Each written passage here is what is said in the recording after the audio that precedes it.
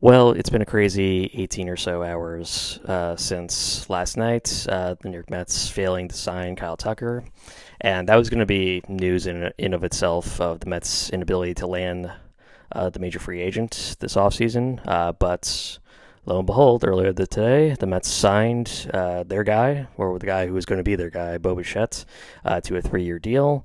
And there's a lot more to go into that with the contract particulars and all of that. But the big headline news is the Mets have landed a free agent, a guy who's going to help their team in 2026, and we're excited about it. So let's get into it. Roll the music.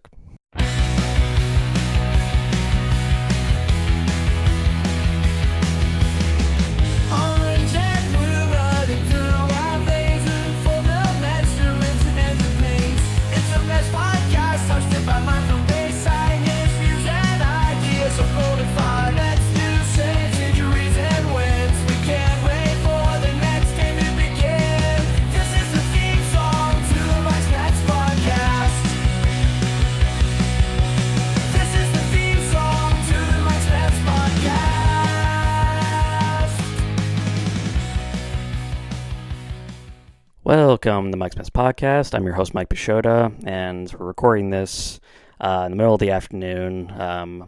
First, I gotta say, a little annoying that the Mets keep doing all these these moves and everything like that, happening at inopportune times, like the middle of the day, like announcing the signing.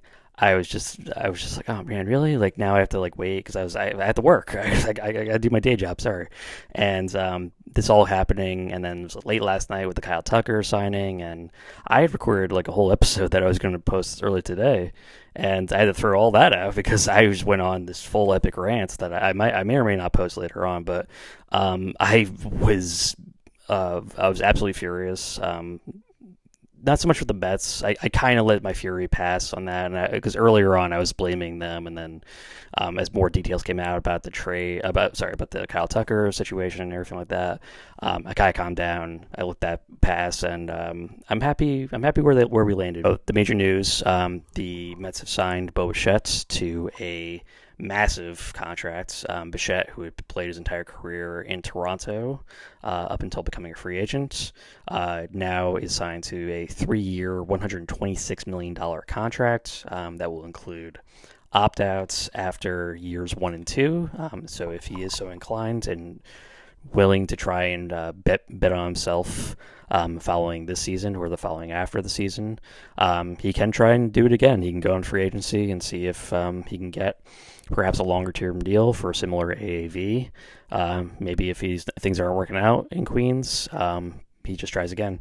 But we'll see how this all goes. It's going to be an interesting fit. I'm not without reservations. He is not a good fielder. Let's be really clear about that. He was a dismal shortstop in Toronto, and they pivoted a little bit by moving him over to second base last year, and he saw some time at DH as well.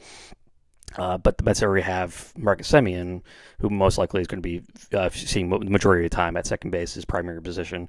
So Bo Bichette, it's been announced that Bichette is most likely to be seeing time at third base, which is interesting in itself because the Mets have a third baseman, Brett Beatty, who did pretty well. But with it does certainly seem like the intention is to keep Mark Vientos at DH, play Jorge Polanco at first base, and Brett Beatty is kind of left in the lurch here. If he's not playing third base, then they got a couple moves here. They can either trade him, or they can potentially move him over to play left field, which is not a great option either. And it is funny that the Mets made all of this noise earlier in the year. Earlier in the offseason about our primary focus is going to be on pitching and run prevention. Two things that they've not addressed in the slightest. I guess they did with the Marcus Semien trade, and removing really more of a non-factor or minus in Brandon Nimmo and replacing him with Marcus Semien, Gold Glove defender, but somebody who is getting older and getting up there in years, and we don't know how many more years of elite defense that they can get from Semien. But they have him there at second base. So I guess that is something of an improvement. And then Pete Alonso going away is, obviously good for them. But they've moved in now the expectation with Jorge Polanco moving over to first base, a guy who has not seen any time at first before.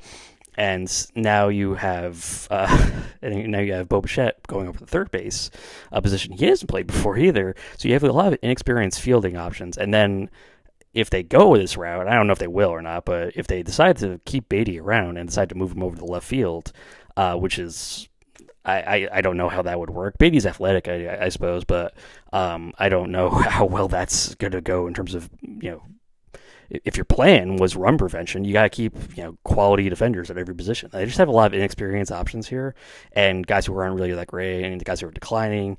And I don't really love everything that they've done in terms of their run prevention. I think the offense is a lot better, and adding Bichette to that lineup does make them look a lot better, because now you got Lindor. You got Bichette presumably batting at the top of the lineup with Lindor, so either Lindor or Bichette will be leading off or batting second, and then you have Juan Soto, of course, and then behind that, it's going to be some combination of Polanco, Vientos, Beatty, Alvarez, and then you got Semien and Tyrone Taylor bringing up the rear, and it's not the best group, but it does look a lot better now you've added Bichette, a guy who can hit for power, a guy who can hit for certainly for average. This is a guy with a 294 career batting average and has lots of experience. We've seen that his time in the postseason. He's young. He's 27, turning 28 later this year, and is a real a winning type player. This is a guy who, even though he's not equipped defensively, or he has not equipped himself very good defensively at shortstop. We don't know how he'll play at third base, but the results were pretty decent at second base. And so if they are planning on playing him at third, or maybe moving him to play DH more as the year progresses, depending on how well he's doing, there might be some improvements to be found there if he's playing more of his time at third base and at a less physically demanding position than shortstop. And then he is not really a factor in the base paths either. This is the guy who has, I think, 60 career stolen bases for his career, and he'll steal one or two every once in a while, but that's really it. So you're not really getting much in that position ever. But you are getting a guy who is, when healthy, and he's been pretty healthy for most of his career, is a pretty much a lock for about 190 plus base hits, can bat around 300, and supply 10, 15, 20 home runs a year. He really only had one big power year where it was debatable with whether or not it was a juice baseball that year or not, but we can probably expect him to hit somewhere between 15 to 25 home runs in 2026. And if he can supply anywhere near the production that we normally see from him, which is again about 300 batting average, about 800 OPS, about 15, 20 home runs a year, and supply about 120 base hits. I mean, that's pretty good production. That's something that they really needed at the top of the lineup. And right-handed hitter also something they desperately needed with them losing Alonso. So they have ticked the box, certainly. It's not as good as signing Kyle Tucker. And we can talk about that, which is it was a disappointing moment just because it's been so hyped up so much, and there's so much, a lot of people refreshing, looking for updates from Jeff Passan and everybody else to see if we were going to sign Tucker, and it looked imminent. It looked like the Mets were going to pull off the move. Not the least of which the issue was Steve Cohen, and Steve Cohen stupidly throwing a tweet out there that was the exact terminology. Look for the smoke, and anyway, so the exact words were, "Let me know when you see smoke." And the interpretation that most people had was, if there's smoke, there's fire. So something's going to be happening, and it felt like a tease. It felt like, hey, we're about to do it here. Everyone pay attention because it's about to be I guess Met Twitter was going to be on fire. And ultimately it was this really weird reference to, instead of that, he was referencing the Pope and the election of the Pope, and how they waft the smoke to let us know when the Pope has been selected. And it was why don't billionaires know how to talk to people? And like this is just really kind of like shows like how out of touch like guys of his wealth bracket are to like regular people. Like it was something I'm sure he thought was like really clever and funny to say at that moment, and I'm sure some people got it. The majority of people did not. I didn't get it. It was used by a lot of sports writers. People were like, "Oh, something's about to happen. Look at this," and it was just like a wait. It was just it ended up being like, "Oh, we're just waiting to see what Kyle Tucker is going to tell us," and it was such a like a letdown. And in that moment, I knew as soon as he did it, and it was just like this like deflating moment. I was like, if they don't sign Kyle Tucker, this is going to look like such a clown moment for Cohen and the entire Met franchise. like it's going to make us look like complete idiots if they don't sign Tucker now, and they didn't. And sure enough, we looked like absolute morons. It was a masterclass of like how to run like a really dumb, a really dumb moment that was being. It was public for the entire world to see, and everybody was just like, why would you put that tweet out? It was such a bizarre moment, and I don't like to criticize Cohen that much, but this was on par of like the Wilpons in terms of just like stupid. Like, you didn't need to do this. It was like, I'm sure he thought this was like a good, like, oh, we can put out this like real sort of like troll tweeting that I would prefer nobody do. No one should be like doing this kind of stuff. And he's obviously not good at it. He has been trying to really play up his Twitter stuff in the off season, and having, you know, all this stuff about like calling the people who were like criticizing, who were looking at like the payroll, he was calling them idiots and all this stuff. And I was like, you don't need to do any of this. You don't need to try and beat Steinbrenner. You don't need to try and like call these guys out or try to be clever. Just sign the checks, please. Just sign the checks. You don't need to be this public figure.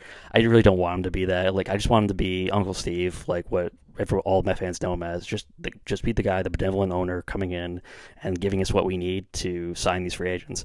And to his credit, he did that. They pivoted perfectly over to Bo Bichette. They paid him an insane amount of money that effectively works out to be like almost like a 1-year deal in this case with Bichette. And so with the opt-outs that he has, so it's like $42 million a year, and it's a lot of money to be paying a guy who is basically who's shown he's been worth on average about like 3.5 to 4 WAR every year, and that's mostly because, again, as I said before, his defense isn't that great.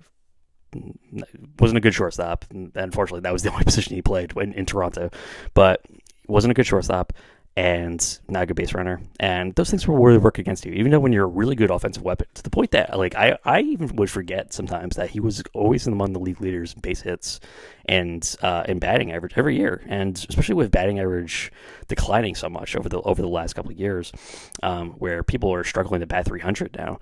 He's usually batting around 300. He's a guy who really makes contact. He's really smart, and intelligent in the batter's box. He knows what he's doing. Doesn't swing. He's just a free swinger, but not a guy who I'm like worried that he's going to strike out like 200 times a season, and makes contact. Plays every day when he's healthy. I mean, this is a guy. It's a really good addition for the Mets. Young. I can't say enough. I'm so glad that they got a guy who's in his 20s, and even if it's, you know, only on a 3-year deal, which you would think like younger guy, long-term deal is okay in this case, but the obsession with the 3-year contracts is something that they really got to get over. I don't understand why they're doing it. If you look at a team like the Los Angeles Dodgers, you know, they obviously don't, like, they have no worries about throwing around long-term contracts. I'm still shocked they even signed Tucker to only a 4-year deal. Clearly, he was only interested in signing a short-term deal because he wants to cash in again in free agency also. But with guys who are in their 20s, the general thinking is that, like, well, this guy's hit free agency. We should probably lock him up as long as we can because we want to get as many years out of him as possible. And it's the thinking's really changed now that they don't believe these guys are going to go very long in terms of their prime years. And I don't know what Bichette's future holds, but his entire run up until then with Toronto has been terrific, and kind of under the radar because Toronto hasn't always been an amazing club the last like 5-6 years that Bichette's been around. But he has been certainly a big part of that team whenever they've been winning, and he supplies great production, and he's going to give them a boost here, hopefully, if he can stay healthy. And I don't think there's any reason to think that that's not the case. Yeah, he's been pretty healthy for most of his career, and last year notwithstanding with the ankle injury, but he played through that. Like in some cases to the Blue Jays' detriment, maybe he should not have been playing through it, but he was still running the bases around there with the bum ankle the entire World Series, and this is a guy who wants to play and is not going to be told you're not playing tonight. Like, he wants to play. I like seeing that kind of dedication from a player. So it's a really good move for the Mets on that part, and I'm excited to see what the Bichette era is going to look like here and how he's going to fit into that lineup. And I think he gives them exactly what they need, which was a right-hand bat who can do a number of different things. And he's not as good as Kyle Tucker. But if this was their backup plan and the added bonus of keeping him away from the Philadelphia Phillies, that was the other big thing. Was that it came out that the previous night, as all the Kyle Tucker drama was going down, that the Phillies were about to sign him to this 7-year, $200 million contract, and the Mets were able to convince him. I don't know how he turned down a 7-year contract, but the Mets were able to convince him to turn it down and get paid bigger now than, I guess, over the course of a long-term contract. But it's certainly a bet. I'm still shocked that Bichette took it. Like this, it does feel like he was a contract offer that would be much more enticing to take the long-term contract offer and still get big money. 7 years, $200 million. That's nothing to sneeze at. But he was ultimately wooed by this massive $42 million AAV. And getting that kind of payday for 1 year of work, I guess, is way too enticing to a player, and it's an enormous sum of money. But obviously, the Mets were about to pay $50 million to Kyle Tucker if he had signed with us. So, I'm really excited to see what happens. They're not done in the slightest. This is still really like a good move and one that makes the Mets offseason look a lot better, but they're not done in the slightest. I still look at the left field position as something that's vacant. I don't really love the idea of them potentially playing Beatty over in left field, and really there are other options. I mean, like internally they can always bring up Carson Bench to play, but Bench has not really seen much time in AAA, and I would like him to play some time in AAA before they start calling him up. And even then, I don't know if what Bench's like ultimate destination should be. Is he playing center field? Is he playing left field, right field? Where are you going to play him exactly? And they got to see that. There's a lot to wait. There's a lot of wait and see with Bench.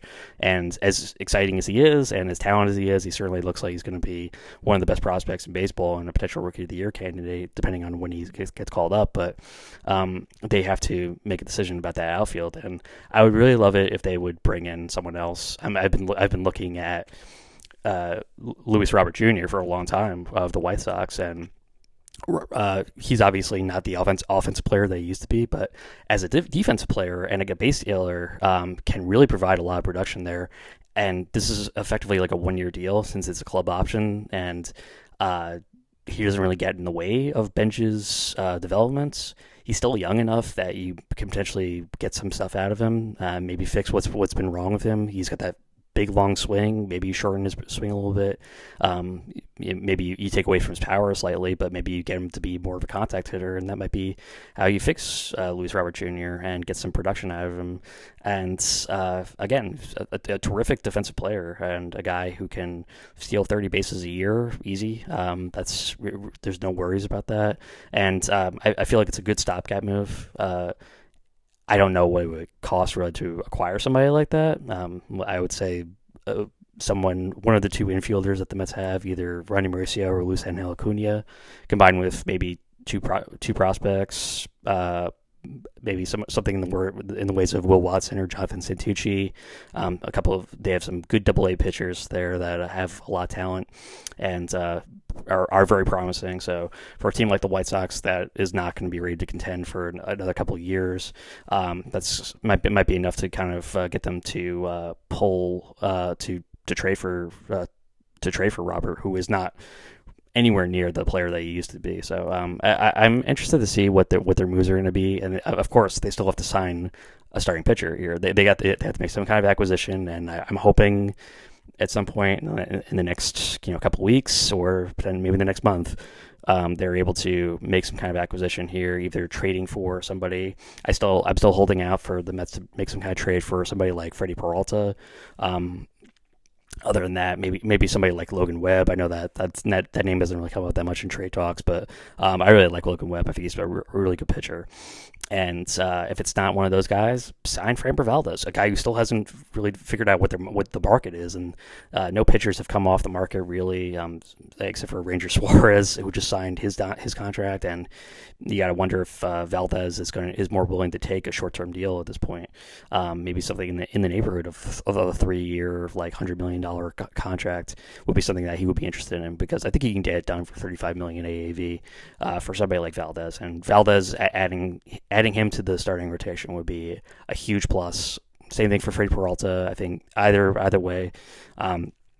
I know some people are looking for an ace. They're looking for Tarek Skubal. You're not going to get him. I'm sorry, it's never going to happen. They have a better chance of trying to sign him in free agency. Even though we've established now what kind of motherfuckers the Dodgers are in these cases, where they are just going to swoop in and just offer the moon, because they have the ability to do so, because they are just an out of control spending team in the offseason, where they'll just throw around giant contracts and tons of years and defer like half the money, and they'll get away with it because the Major League Baseball has never established really smart rules about how to stop this kind of spending, and make it so that it's more punitive in terms of the punishments that's you get for going over the luxury tax. And it should be more. It should be more. There should be more reined in terms of the spending. Like, they didn't need to sign Kyle Tucker. Like, this is really more of a bonus for them.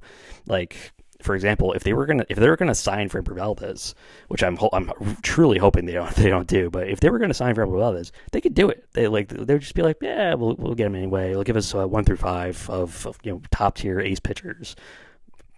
Maybe we'll try to win 150 games next year. Who knows? Maybe that's their mentality of like, oh well, it doesn't matter. It's just money. Like, who cares? And I'm hoping they don't do that, because I feel like that really would further break this free agency system, and that they're like well on their way to like screwing everybody over when the CBA has to be negotiated after 2027 or going into 2027, and it's going to be this absolute like nightmare show that they're largely responsible for, because a lot of teams are going to be like, you can't let Dodgers just do this every offseason. All the free agents are just going to flock to LA, and because you're not reining them in anyway, they're just going to continue doing this, and we're just going to have to sit through 10 years of Dodgers titles, and no one's going to watch the sport anymore, and it's going to get really boring for everybody. And they have to figure out a way to sort of bring everybody in on that, and the Dodgers are not helping anybody by doing what they've been doing. But going back to the Mets, I mean, like, Tarek Skubal is a potential option, but don't trade for anything for him at this point. It doesn't seem likely. One, that the Tigers are going to take anything less than Nolan McLean, and then two, there's no guarantee that you're going to be able to keep him. Like, the contract extension situation would have to be something massive, and that's got to be. If there's anything the Mets have to do at this point, is to keep people off free agency as much as possible, because the Dodgers are just going to swoop in and start signing people up, and it happened twice now. Edwin Diaz and Kyle Tucker both happening, where the Mets had what everyone thought was the number one offer, and the Dodgers coming in at the 11th hour and they just signing them away. It's not good for the Mets, and not good for Major League Baseball either, but especially not good for the Mets. So if they gotta make a move at some point, I would welcome it. And again, I know people are maybe not satisfied with maybe acquiring a Freddie Peralta or acquiring or signing Framber Valdez. They may not look at that as being like the ace move that they need. One, there are very few aces out there anyway, but also we have to look at the Toronto Blue Jays, who came 1 win away from winning the World Series, and blew it at the end of the year. I mean, that wasn't their fault so much as the bullpen kind of imploded, and they're playing a really tough team in the Dodgers, but they were 1 win away. They could have done it multiple times, and they just couldn't bring it together. But they went all the way to Game 7 of the World Series with a rotation of, let's face it, like not like electric stuff of guys that they had one brilliant young pitcher who is of a similar ability to Noah McLean in Yasevich. And after that, it's like Chris Bassett, it's Jose Barrios, it's Kevin Gausman, it's Max Scherzer, and it was basically a collection of 3 and 4 starters. Maybe you can call Gausman number 2, but it was basically guys who were really more like that middling level, but they were really competent enough that you can really count on them. So it was really just one sensational rookie and a bunch of 2 and 3 starters, 2, 3, 4 starters. So they didn't really have an ace there. They found their ace, not unlike the Mets with McLean. So I think if you were going to go into this thing with McLean and then either Valdez or Peralta, and then after that, Clay Holmes, David Peterson, whatever, however they decide to go with that, the rest of the rotation, Sean Manaea and Kodai Senga, depending on if Senga makes the rotation or not. That's a pretty a competent group with the new look bullpen. I like what they've done in the bullpen. Those were 2 underrated moves, signing Devin Williams and Luke Weaver, and then having those 2 guys with AJ Minter and Brooks Raley, and there were a bunch of other guys who are probably going to be in the mix there, like Adbert Azalea, who the Mets still have, who is likely to be in the mix for one of the who's going to be likely in the mix for one of the mid reliever spots, and it's a good group. It's a group that that may very well do more than what we're expecting. I'm still kind of holding out hope for them to sign also Cody Bellinger. I don't know if Bellinger will kind of come to his senses, and if Scott Boras can kind of come to his senses and stop trying to demand 7 years, $300 million for this guy, because he's not going to get it. But if they can kind of come to a deal that's closer to what Bichette just signed, I would take Bellinger for 1 year, 2 years, $35 million AAV. I'd do it.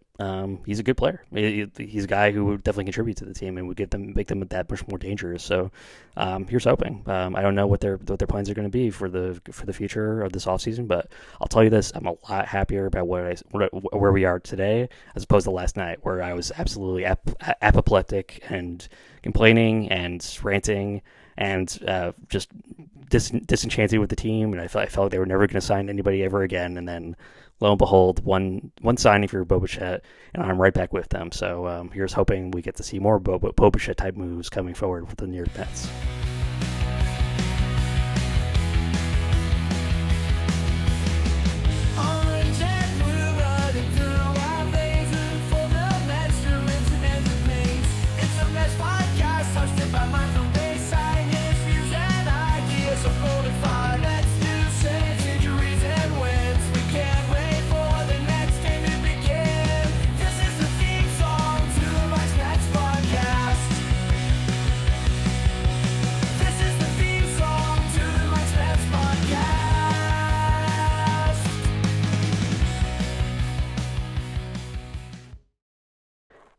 Thank you for listening to Mike's Mets Podcast. If you haven't already, please follow us on Spotify and subscribe to our YouTube channel.